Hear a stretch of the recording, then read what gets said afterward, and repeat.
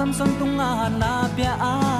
kumpin nel kai de akampanin bal kham in lai kham gu bet to angal dam pi de thalumin hong zo lel hi zong nun mei khat hangin anun tang na hong be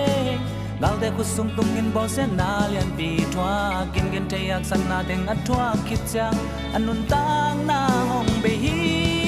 to ba hong te pil na sem na han na tha le na to ba a ding in sang ni ama min than na ding hi i khang no hun noi lai te sang khel ke ni sang ngam to ba a ding in sang ni ama min than na ding in sang ni sang gam mora nun tang na lung ngai di in to ba hong piak sa na ta len te sang khyal kha in zo la sa kam te gui the te sung na nom sa in na om khayam samson bang in to ba hong piak sa na thu pha te he no me khal le zo la sa do be sak sang khyal in na nun tang na hun tam pi mo liamin na sang khyal khayam sang ga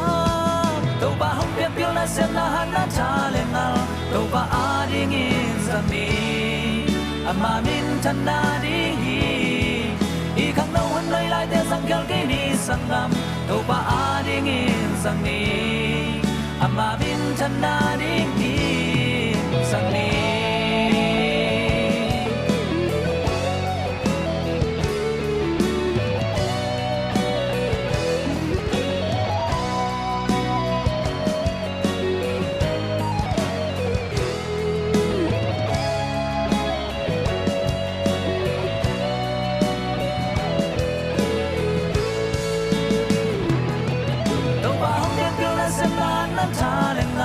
to ba a ding in sang ni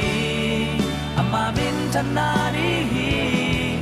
i khang no hun noi lai te sang khel ke ni sang nam to ba a ding in sang ni ama min than na di hi to ba hong piak pil na sem na na tha le ngal to ba a ding in sang ni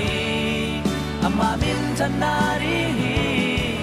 i khang no hun noi lai te sang khel ke ni sang nam to ba a ding in sang ni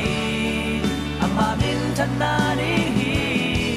to ba hong piak pil na sem na han na tha le ngal to ba a ding in sang ni ama min than na di hi i khang no hun noi lai te sang khel ke ni sang nam to ba a ding in sang ni